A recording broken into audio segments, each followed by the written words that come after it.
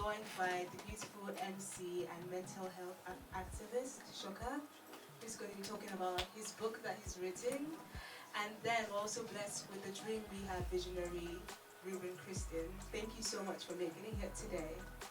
To start off the night, we're going to be having our beautiful organizer, Fusion, to help us with our prompts and quick, what do I call them, icebreakers, so that we can set this night started. So thank you guys, and please have fun, and let's welcome Fusion to the stage for a beautiful round of applause.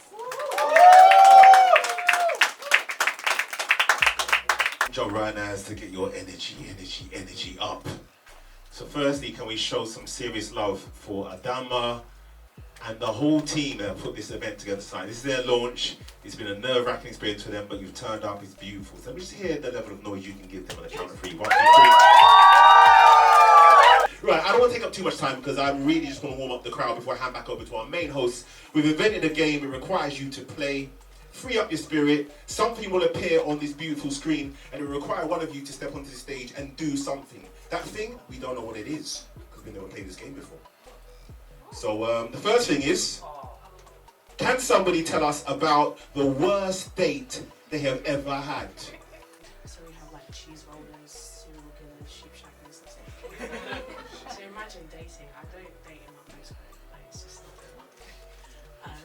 So this guy came down on the train from Birmingham, and I'm like, alright, cool. I'm gonna give him the worst date ever. I told him, I was kind. I was like, I'm gonna pay. I'm gonna let you know what you're walking into. Totally backside. So he arrives, and my mum's like, sorry, let me start. So I messaged him, and I was like, right, you're coming for dinner with my granddad and my mum. My mum is one of the most terrifying white women you will ever meet, and also the sweetest. So when it starts raining, and my granddad's like, I'm not coming, and my mum's like, well, I'm not cooking you dinner, he shows up. Now it's just stuck with me and him on this date. Right? Now it's my worst date. And so she gives me this picnic basket. She's like, well, you're going to have to leave the house. Do what you need to do. I'm like, what? Alright, cool. So I took the picnic basket and went shopping and I made like some bougie ass food, like some Jamie Oliver thing in my mum's kitchen. I'm like, let me just go all in. If I'm going to have to be here, let me do 100% and more. So I made mozzarella sticks and like some chicken salsa verde thing, and then I was like, we also need to clean out my car. And my car has its own ecosystem. This is my old car. It does. Like, you leave this thing unlocked, no one's coming for it. Like, it is just ill. So I get my date to help me clean out my car. I'm impressed. And then I got him to move the chicken out of the oven. I'm like, that was like a common sense there. It's a bit dodgy. And we're nearly there. And so, fill this picnic. And I take him into the forest. Yeah, I am the serial killer. I take him into the forest, I open up the boot of the car. I know, a bit weird, isn't it? And it's pissing down with rain, like torrential rain. And we're in the middle of this forest, and I make him climb into the boot. And he does it! What an idiot! He does it! What? He gets into the boot, and I put the, what do you call that bit that you put on in the boot to cover the boot? That cover. Yeah, that cover's on the back. The unprofessionally named thing, yeah, that thing. And so I put that on there, and then I set up like this little picnic, some fairy lights around the boot, and we watched the forest. So that was the worst date turned into the best date until we were driving home, and I drive very fast because I feel like I should be Formula 1 driver. And he was eating the strawberries left over from the picnic. He drops a strawberry in the car. I'm like, bro, you don't want to eat that. And he's like, yeah, I do. I'm like, you really don't want to impress me like this. He's like, no, trust me, I can. I'm like, okay. So he eats the strawberry. And I'm pretty sure like someone's hair was attached to that strawberry. My car went straight that idiot. But you know what? The lesson here, he should have listened to me in the first place. So the worst date became one of the best dates. Right, weirdest party trick.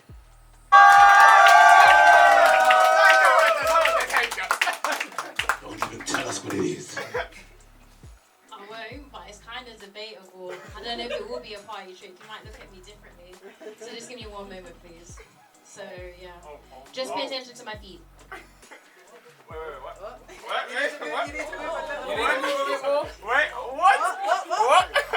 I can switch like that. But yeah. There you go. Damn! Biggest fashion mistake. I know we're in like Hoxton. You know what I mean? Sometimes a good idea in retrospect was a terrible idea.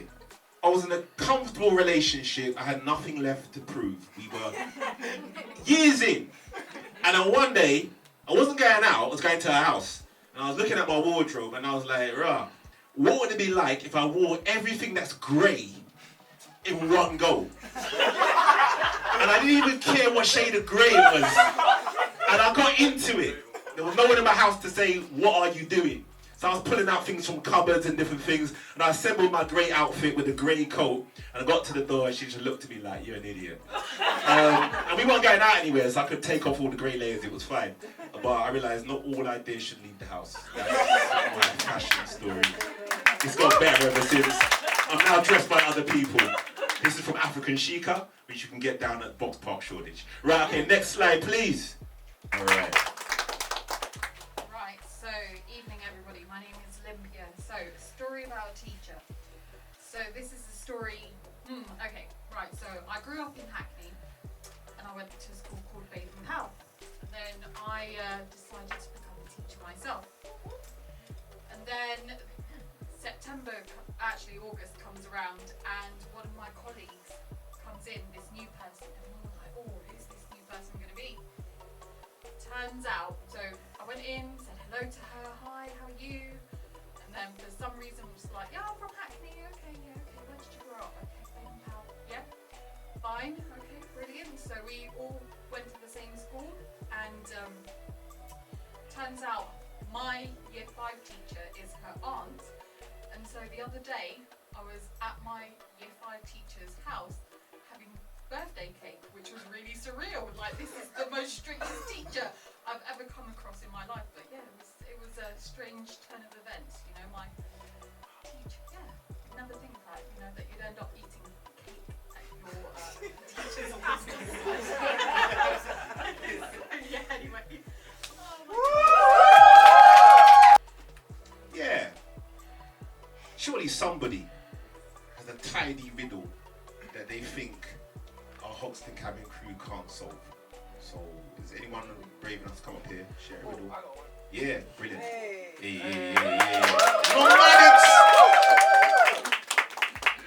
Hello. Big up BMT, everyone. So the riddle goes, I have 26 sheep. I kill 6 of them. How many do I have left? 20. No.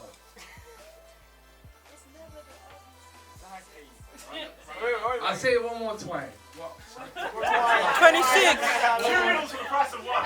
One more time. I have 26 sheep.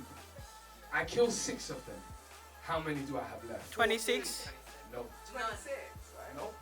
6 of them are gone. They are not there no more. Okay. 6 sheep. As in they're ill. No, they're ill. Are they your sheep? Yes, 26. The sheep are there. They don't belong to anyone, but 6 of them are no longer here. I'll say it one more time and I'll give you a clue. It's in the wording. Okay, go for it. I have 26 Killed. 6. Hang on. You're saying 6. What am I saying? Yeah. I have 26 sheep. Every time I said it, you thought I said 26. But it sounds similar. Say it fast. There you go.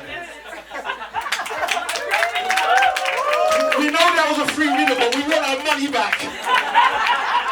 Time is the most valuable commodity, and we were hurting our heads. That's what riddles do. For close to nothing. For our first headliner, we're going to welcome a powerful musician, bringing positive vibes to the stage. Beautiful part of the young collective of musicians, Alexandra the Great.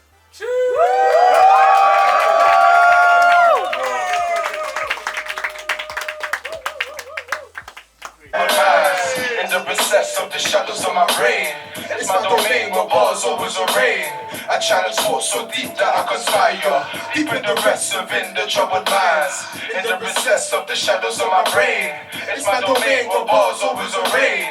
I challenge thoughts so deep that I conspire. It's such a shame my society's divided. Levels upon levels, it's always been decided. But we are chosen, we will always be guided. Our minds always rise despite all of that suppression.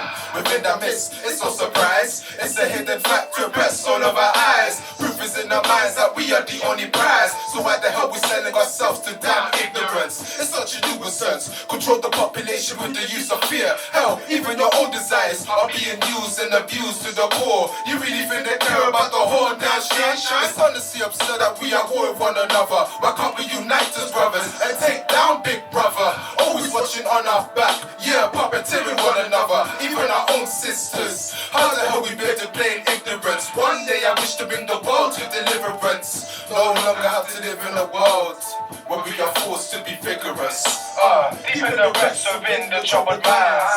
In the recess of the shadows of my brain. It's my domain where bars always rain. I challenge thoughts so deep that I conspire. Deep in the rest of in the troubled minds. In the recess of the shadows of my brain. It's my domain where bars always rain. I challenge thoughts so deep that I conspire. Deep in the rest of in the troubled minds. In the recess of the shadows of my brain. It's my domain where bars always rain. I challenge thoughts so deep that I conspire. Deep in the rest of in the troubled minds. In the recess of the shadows of my brain. It's my domain where bars always rain. I challenge thoughts so deep that I conspire.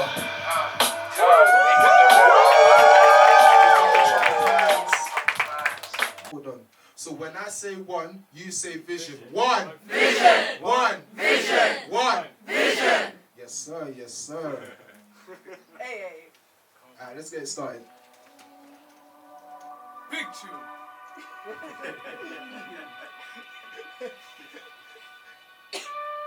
Yeah. Hey. I wish I could clean the world of all of its diseases. You know, COVID, malaria, Ebola, cancer, all of them calamities. You know how it is. Big dreams to be a savior, not a messiah, since that's blasphemy, of course. I am not God, no a deity. I'm only one man with one big vision, descending from the heavens. Big visions, hardest to recognition. This my intuition to spread amongst all my wisdom. See the evil within that terrorizes the world. Can't help but feel the sadness on all of the brutalities. Where dreams of the devil become a new reality. Like why is this even a possibility?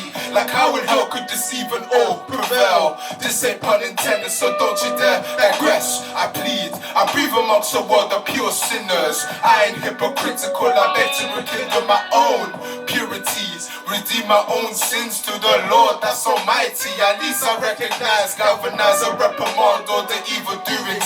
Reinforce all the lies, crooked souls, crooked says. They say everything is fair, but how the hell is that the case? We're even living such a pricey fare. When people are murdered over a glare or over affairs. It's a cold world, just like the mountain of Mars. You don't know the scars inside the heart, suffering in the world. Where love is always such a damn scarcity. Of how I wish to supply the world of what it truly needs. We all bleed the same with the same flesh. So why the hell we rather bathe in all of the anguish of our own? Brothers and sisters, I remorse. I'm only one man with one wish. I'm only one man with one dream. I'm only one man with one goal. I'm only one man with one vision. I'm only one man with one wish. I'm only one man with one dream. I'm only one man with one goal. I'm only one man with one vision. I'm tired of seeing all of this despair. Hate is in the air, you know the opposite of love. I look to the skies, praying to God, see if he's listening from above as I try to fulfill my round of living. In the world of positivities and retribution, people taking off for granted to their own desires. How the hell am I supposed to require my goals when everyone is always trying to conspire against the honest and the modest? It's so shambolic, but one day day I hope to see changes to be arranged. A world where evil no longer drives us to the insane, where the deranged are no longer causing us to be estranged. Purify the world where we no longer have to be bereaved. Stuck inside the world where we are always deceived. This is an abomination that must be relieved, or else we'll be induct into the shadows that retrieve. I'm only one man of one wish. I'm only one man of one dream. I'm only one man of one goal. I'm only one man of one vision.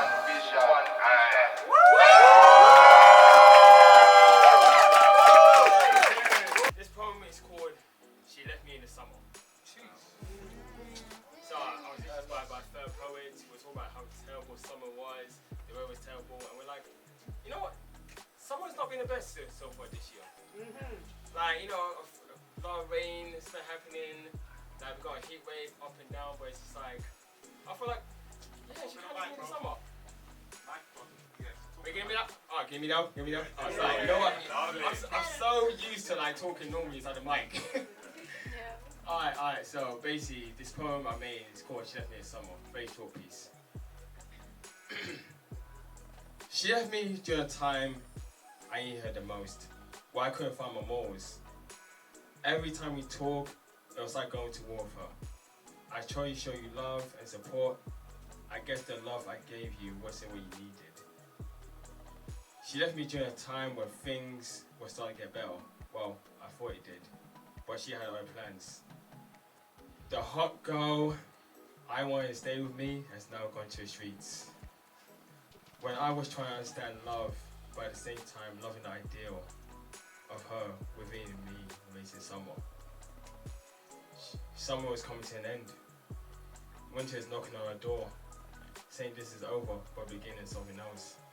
Who knows when the flowers will grow next summer, because she left me in the summer. That's it.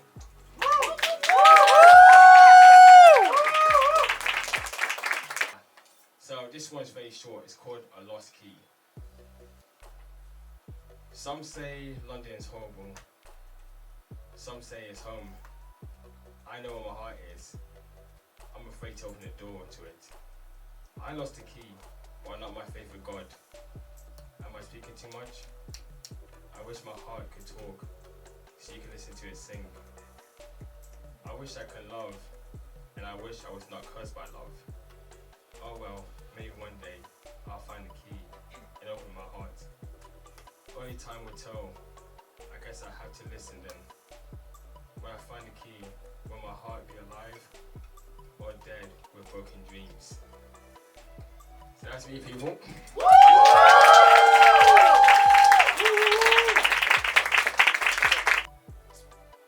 I'm not racist, but we need to talk about Rachel.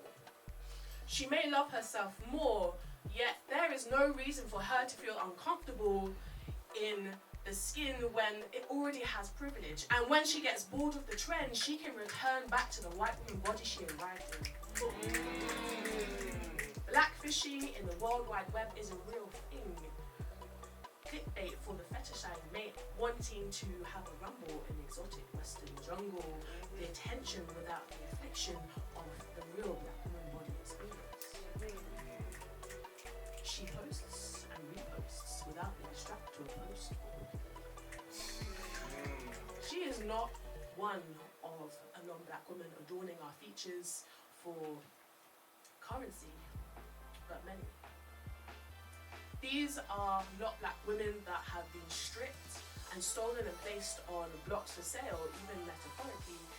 Some are of streak fakey tan, running down ankles. Others smear bronzer across their facial features, while the rest go to surgeons for gum lifts, melanin injections, and of course, your local salon for hair extensions. Making mini bumps and multi-French braids a trend is a full-time job. Self-employed, cherished and adored, they cash in on filtered frames of social media blogs. weaving through society, they trot the trot of their adopted ancestors, with no regard for their stepsisters, reeling in followers, campaigns and scholarships. The ambiguous black-skinned white woman rises and rises again.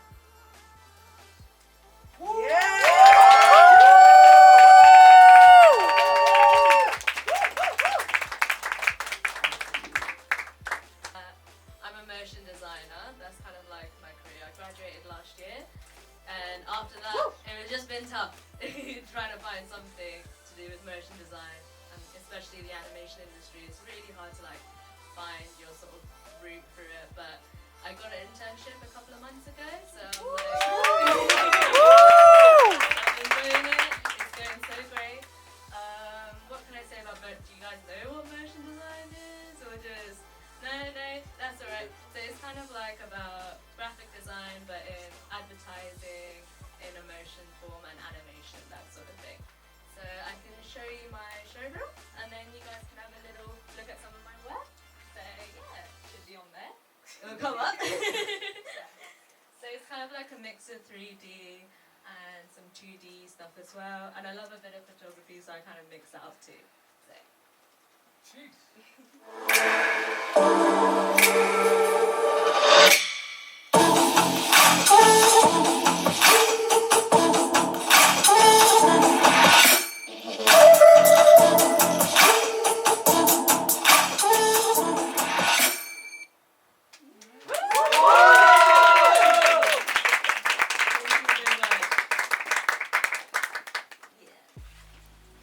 Hi everyone. Hi. Enjoying the evening. This has been absolutely amazing. Okay, so I'm going to be reading a few words that I wrote, and I hope that they resonate. And if they don't, they resonate to someone that you know. So that's it. Okay, right. Here we go. Here goes nothing. The aches and pains buried deep inside you are there as you say they are. Stop comparing your threshold of pain with people whose pain cutters with light exercise and paracetamol. Do not stop advocating for yourself. Your pain needs attention. Imposter syndrome is symptomatic of a system designed to suck your brilliance, and so you stay questioning your own magic and become your own agent Smith. Dimming your own light. Dimming your own light. Your experience, your skills, voice, and presence have value. Vote for yourself and your peace with your feet. Walk away from that which does not feed your spirit. This does not have to be an emotional drain. You spend too much time here to be as miserable as you are. Your body a cornucopia of thick lips, thick thighs, hairy chins, scars wrapped in stretch marks. Skin so soft, amples, lightest touch, causing ripples, is merely a temporary home for timeless spirit. Your temple, you must commit to learning how to adore and adorn in ways that feel right for you.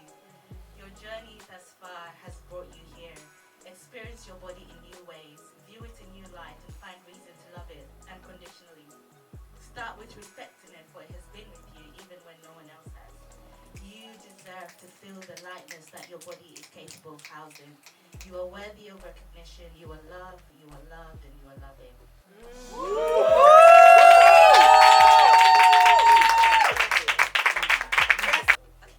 So this is the second one I'm picking. The times you inspire me aren't in the big and mighty, nor is it in the glitz and marvelous. It's the times you've shown softness when hardness seems the safest option. The times you've described essential what others ascribe frivolous. The courage to name at your own volition. The times you inspire me most are in the silent and mighty. When you choose yourself, when you roll your eyes, when you eat whole mangoes at the expense of everyone else. Your choice to discard facades, scripts, and roles in the ridiculousness of improving life. These are the times you inspire me most. Yeah. The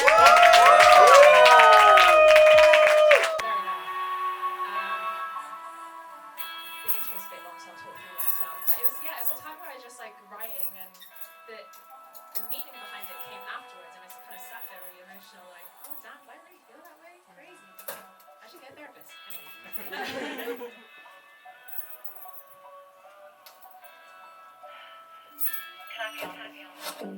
When you look at me, say you wanna love me like I've never been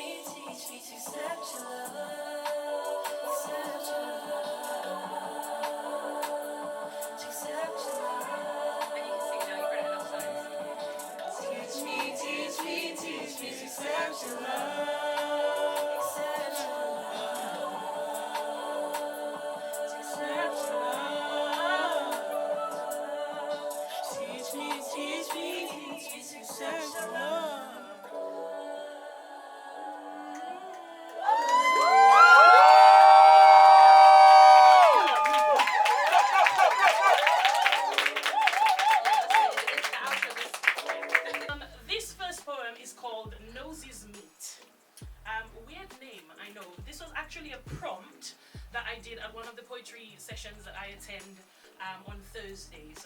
So this is called Noses Meet. Oh, and it's my friend Olympia here who gave this prompt. So this is a love letter to Olympia. Okay. They say we'll know if they love us when they lean in and stare deeply into our eyes as our noses meet. If they hold that stare for more than a minute, within that embrace, we can actually feel the eternity in it.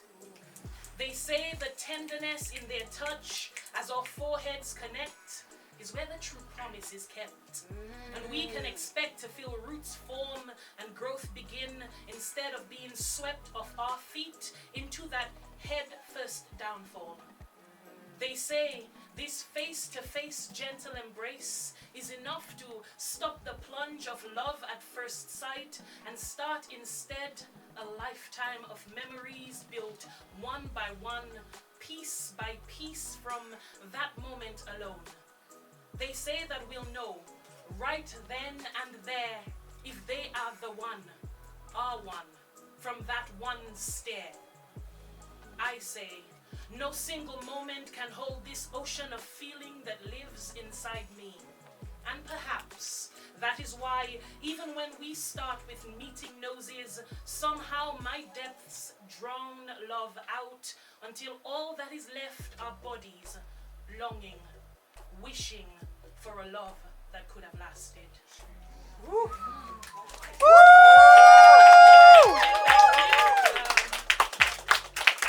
Okay, the last piece is called Bruja Socie, Witch Woman.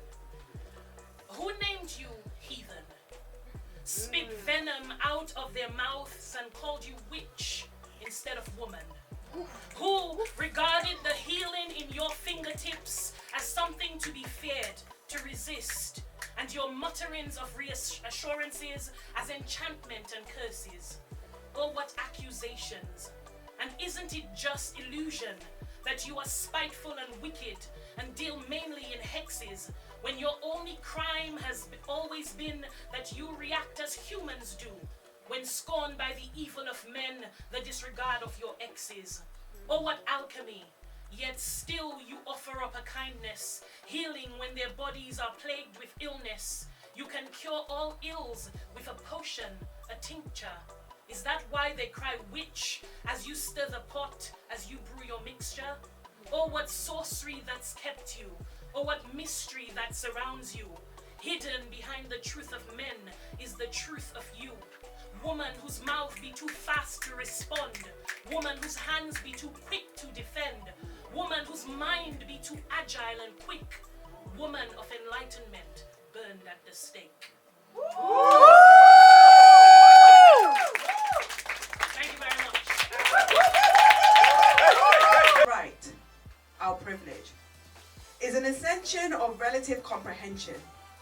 Our rights, harbored by the con of the struct, with no structural foundation for us. Our divine energy transcends levels they can only try to hide.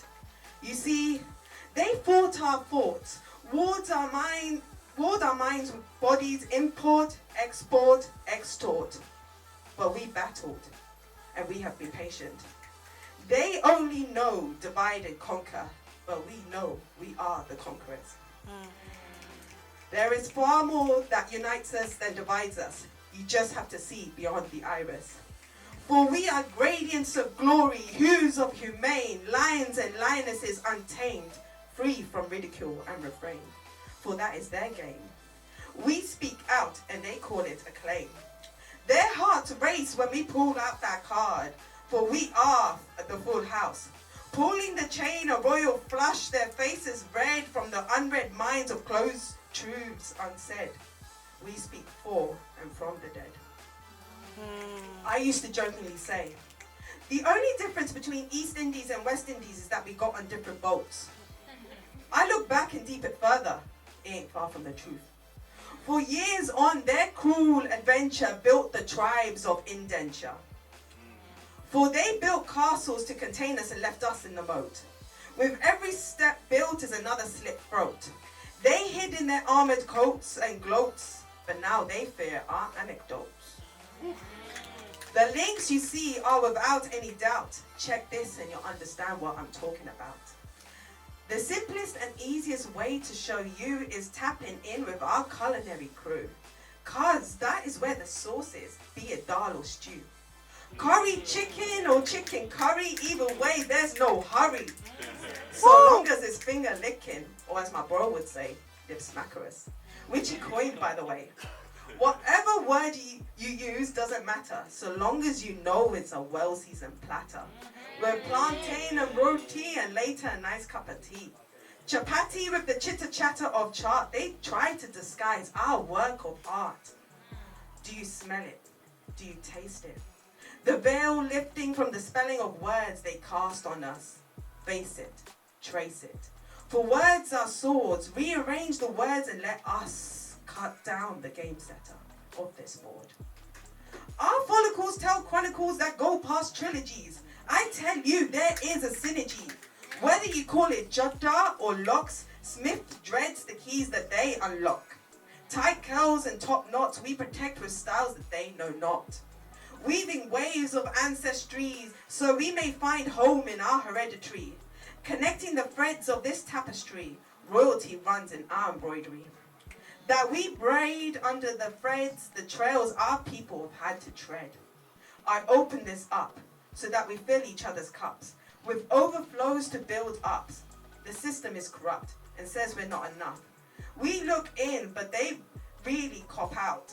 Bum Babylon with their spout. Branding us as B-A-M-E, to that I say K-M-T. Woo! Say it again! Say it again! Branding us as B-A-M-E, to that I say K-M-T. You see, I talk of true unity. None of this impunity. We make no exceptions for exemptions. I speak of our realist connections and honor our rights and privileges, for we are privileged. We are privileged because when the sun shines, we receive our golden glow. Yet those who harp already know and try to steal our show. We are privileged because we are taking back our freedom, no longer putting it on shelves. We are privileged for those who walked before us, died for us, guide us, and live amongst us. We are privileged to be able to wear pretty much every color, be it dress, trouser, or shirt with a button-up collar. We are privileged to love so hard that we bear no hate. We may be biased, but we do not discriminate, despite what we have faced in fate. We are privileged. We know our rights. We see each other's power. We know we must take flight. For in spite of their monetary might, we know our true height, for it is our birthright. I leave you with this love and light on sight.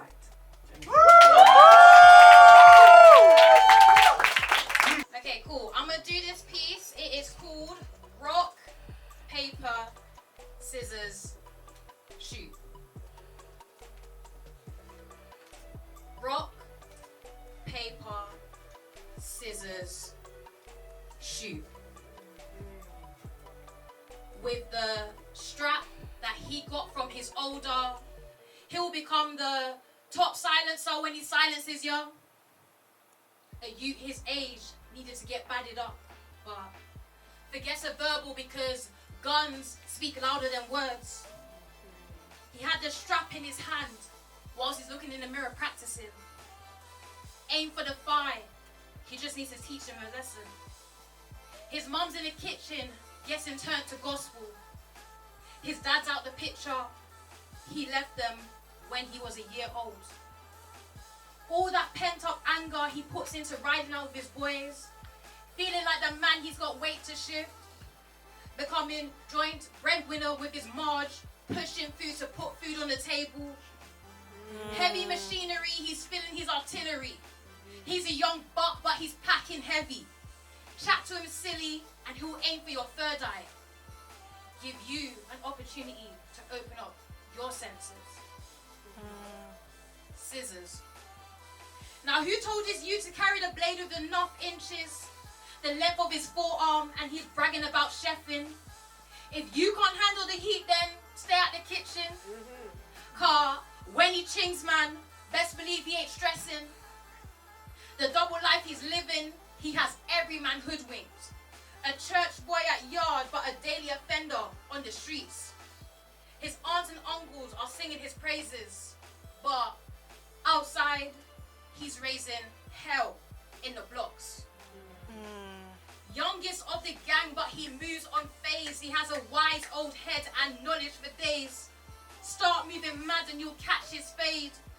Ask little man with a strap. He learnt the hard way. Rock. That white powder that gives true meaning to got your nose. Because when it takes your nose, you're too far gone. It's got me thinking about that Seabiz song. Get that cocaine out the foil. Bring that water to a boil. Because they're cracked down in Crack City. Spin the block and I'm sure you'll find a couple nitties. Getting their supplies from these two young guys, but Scissors tried selling on the wrong turf. And now it's turf wars. Backed out the shank on his upcoming gunman. Little man was reduced to silence. It's the first time he's experiencing violence. His oldest told him to man up. And now he's strapped up. Eye for an eye. Paper. That money, that dosh, that wonga. That cash in hand. Constantly getting busy with Lizzie. Will Charlie get that same love though? Money makes the world go round, but it's the same thing that makes everything come crashing down. He's shooting because Scissors tried to sell rock on his bits to make paper. And he's got to be kingpin. So he waits for the right time to catch him slipping. Scissors is minding his business with his family. Shoot approaches him acting all funny. Shoot approaches him looking all funny. Straight instincts, Scissors backs out the shank and forces it in his stomach. Shoot lets off a gunshot and he goes straight through the chest. It wasn't the fine. A horrific scream is released as both guys are bleeding out. Barely hit puberty. Are we about to experience a death in a family? Well, you have to wait and see. The tale of rock, paper, scissors, shoot.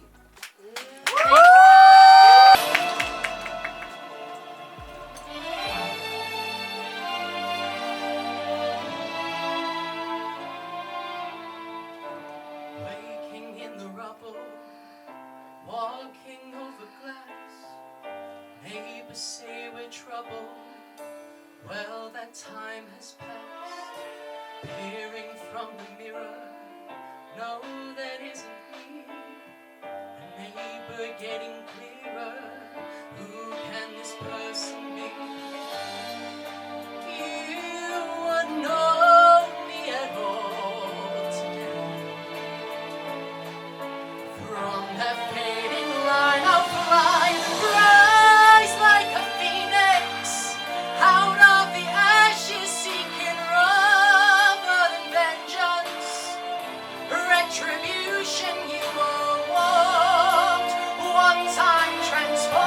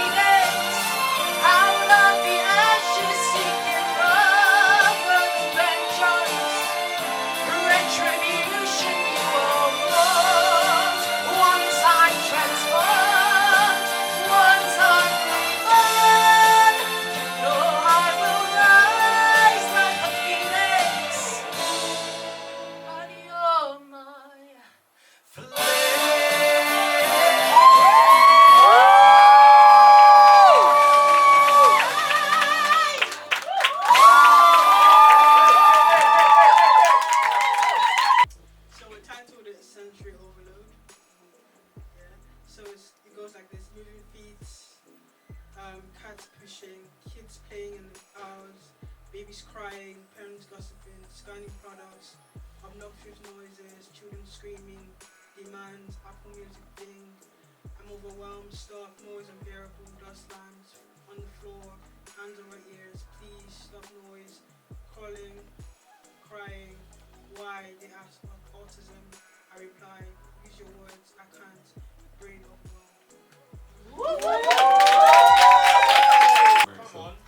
It goes, I saw a quote that said, people commit suicide, not because they're wasting their lives, but because they thought their lives was a waste.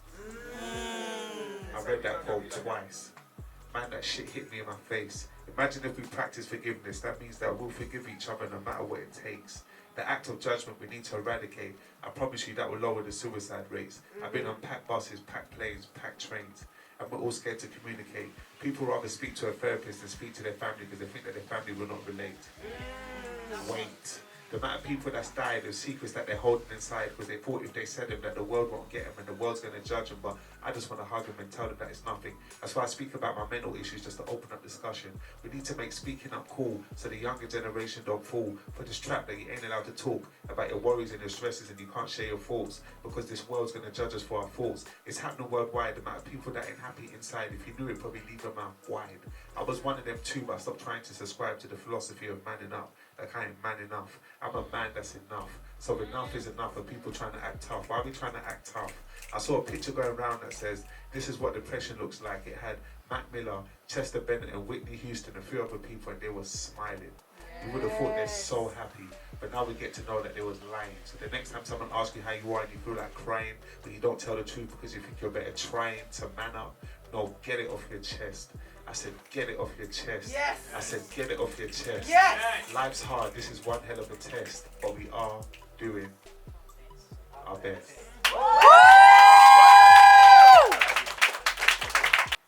Waiting for someone who can turn my life around.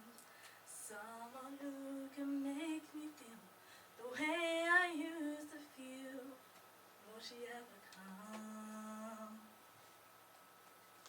I'm searching, but there's no one that I care to talk about. And all the lovers in the world don't amount to much, 'cause what I really want is just one true love. And I'd give anything and everything to fall in love. Just this one time, I'd like to find what I've been dreaming of. If I can find someone to hold me, but that wouldn't be enough. I'd give anything to fall in love.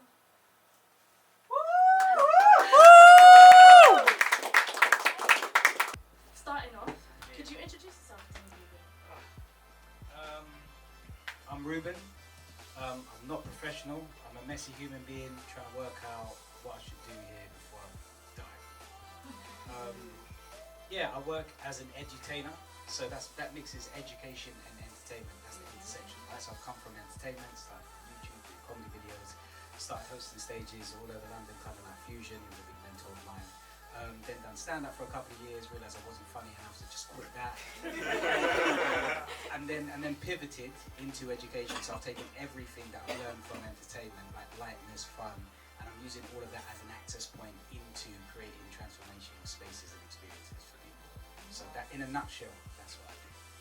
That is absolutely incredible. Can you give it up for Ruben?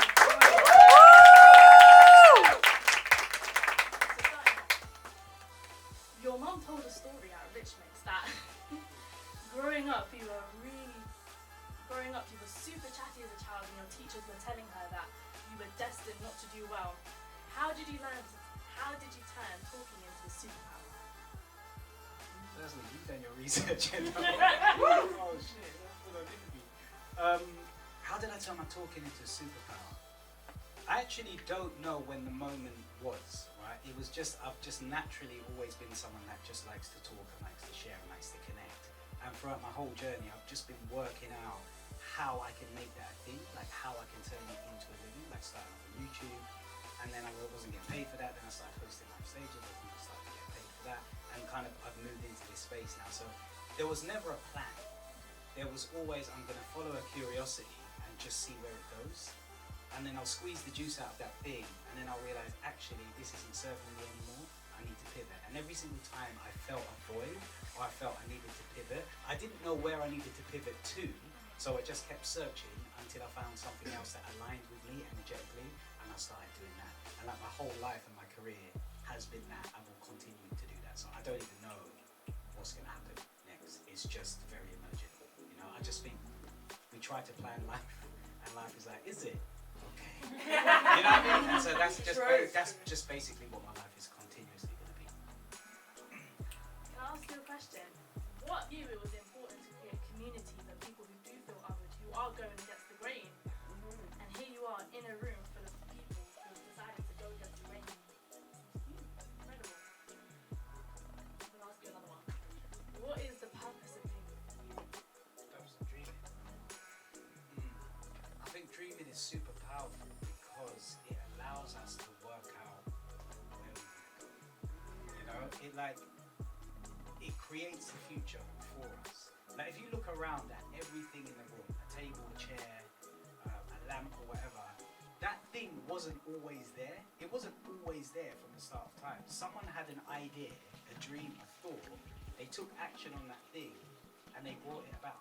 So I think dreaming is super, super powerful if we want to be able to move culture and move our lives forward. And the thing is, everyone has permission. Everyone naturally dreams, right? But not everyone acts on those dreams. I think if more of us acted on those dreams is what BMT is about, what Fusion is all about. I think so much stuff comes off the back of it. What pushes you to act?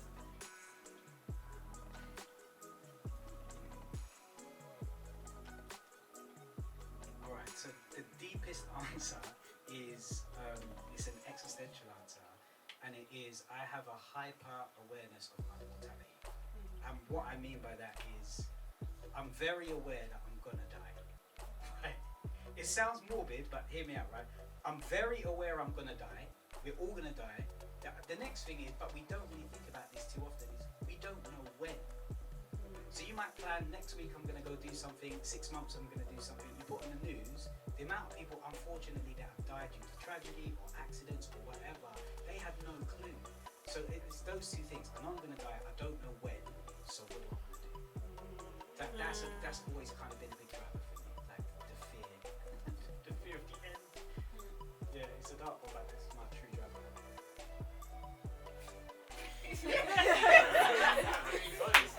Straight facts. That hit me hard, like the concept of mortality. But it's true. The mental body. You're definitely going to have legs. Can I say something? I think legacy is an interesting one, right? It's like, even if I died now, I have legacy, right? But then I think legacy is interesting. When we think of legacy, I think we think of what physical things we've left behind. A poet might say their legacy is a collection of poetry. You know, a father might say my legacy is my child. But how I look at legacy is in moments. So all the moments that connected with people, you might have had a conversation that left them with an idea that changed their life. You may have held some space for someone when they needed. All of those micro moments, hundreds of thousands throughout your life, that is actually your legacy. Straight. It's literally connection and moments. So I kind of look at legacy like that. So all of us right now have already got legacies. Do you know what I mean? We're good. We're actually. Could you tell me one story of a moment that was definitely in your legacy?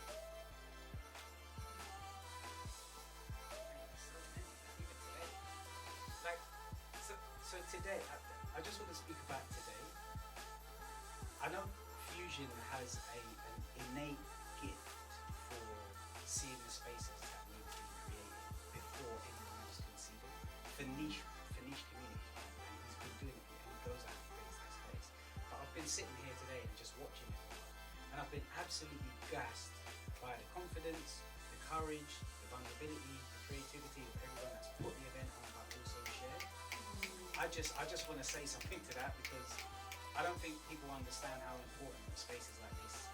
And like tonight, someone might have got an idea, they might go to do something, someone's confidence has gone up, so they're going to go in a certain direction. I just think that's absolutely beautiful. Can we give it up for Yeah. ourselves?